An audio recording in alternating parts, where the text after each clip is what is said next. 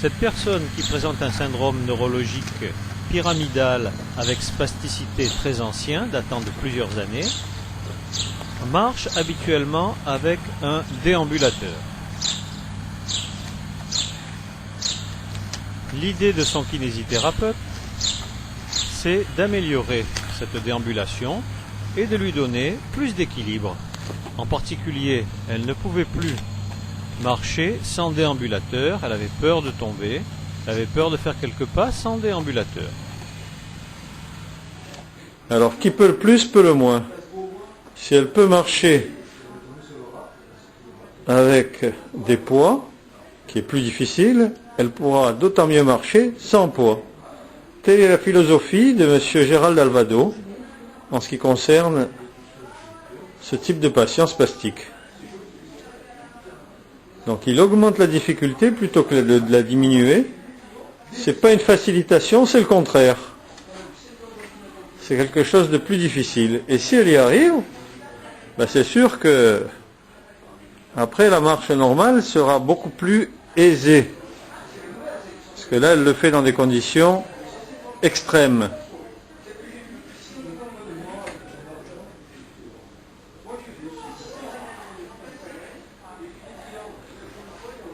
Donc, voilà la difficulté à son maximum qu'elle arrive maintenant à maîtriser.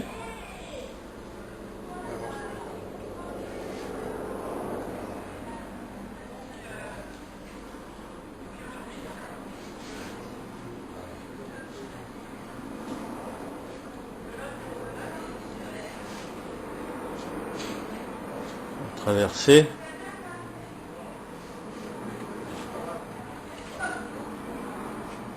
Très bien. Bravo. Alors maintenant ça, les poids, ben, elle a l'impression que ça se fait tout seul.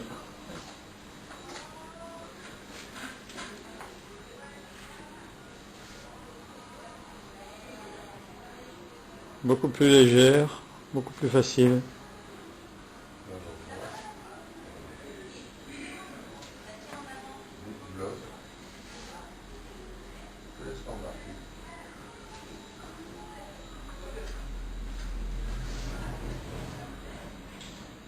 Quand elle est arrivée, elle ne marchait pas du tout.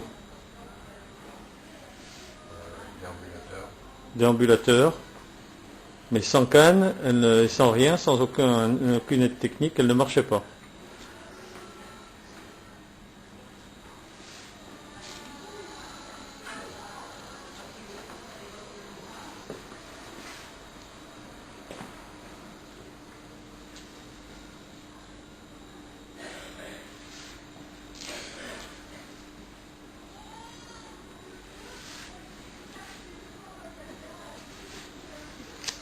Et voilà.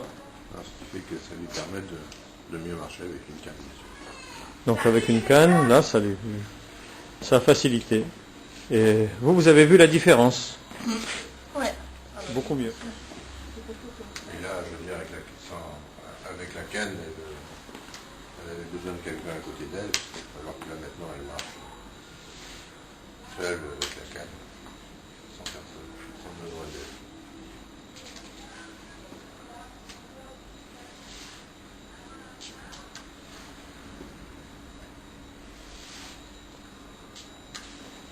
Donc avec la canne, le périmètre de marche est supérieur à 150 mètres maintenant. Elle a fait le demi-tour. Le seul problème, c'est que c'est un peu long, peut-être.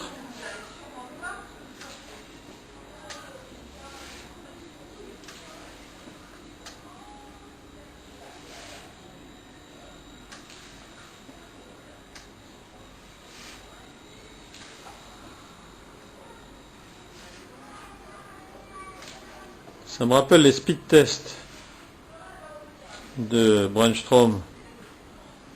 Plus le sujet va vite, et plus évidemment c'est difficile, puisque la vitesse étire les muscles spastiques. Mais si le sujet arrive à aller vite, c'est qu'il est arrivé à contrôler la spasticité. Donc là aussi, c'est pas une facilitation d'aller vite. c'est au contraire une difficulté supplémentaire. Et plus le sujet arrive à aller vite, lors des speed tests, et plus, évidemment, il arrive à maîtriser sa spasticité. Voilà, ce périmètre de marche quasiment illimité, si ce n'est que par la fatigue. Et là, elle le fait absolument seule. Alors qu'au départ, elle avait besoin d'avoir tout le temps quelqu'un à côté d'elle. Ça c'est la mise en situation du point d'équilibre unipodal. Unipodal. Unipodal. Quand tu n'es pas en situation, tu ne ressens pas les choses et donc tu ne les comprends pas. Si tu mets la personne devant un espalier, à chaque perte d'équilibre, elle va se rattraper à l'espalier. Là, les sangles ne la tiennent pas. Elle est quand même plus ou moins rassurée. Moins que Moins que plus. Mais bon. Mais le problème, c'est que si elle chute, elle ne tombe pas puisqu'elle est tenue par les sangles. Donc c'est l'équilibre unipodal. Ah oui, l'équilibre unipodal. Les deux côtés, on lui fait? Oui. On fait voir l'autre côté. Voilà, redresse-toi, t'es en partie. On regarde le point de fixation. Là. Ben, c'est deux sangles qui sont passées dans la cage de polythérapie. Oui, ça demanderait à être affiné comme technique. Hein. Mais de l'autre côté, j'ai on va trouver autre chose. C'est tout ce que j'ai pour l'instant. Il y a un côté qui arrive mieux.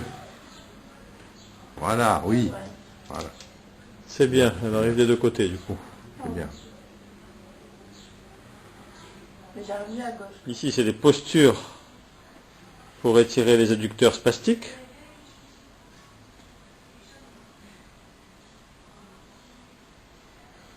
C'est pas la peine que ce soit rapide, hein, au contraire.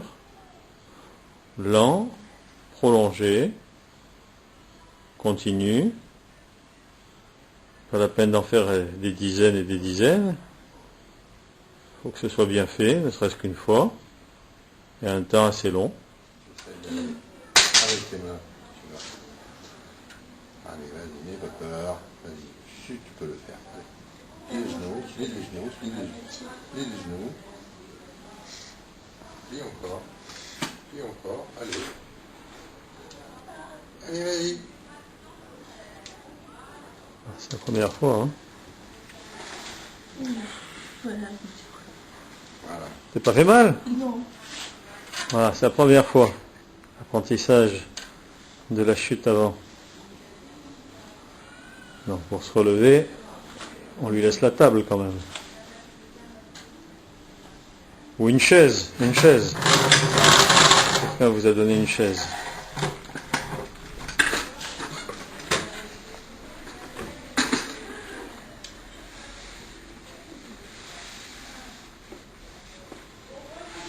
La méthode essai-erreur, elle y arrive. C'est bien. Donc c'est pas une marche forcément très esthétique, mais c'est une marche fonctionnelle.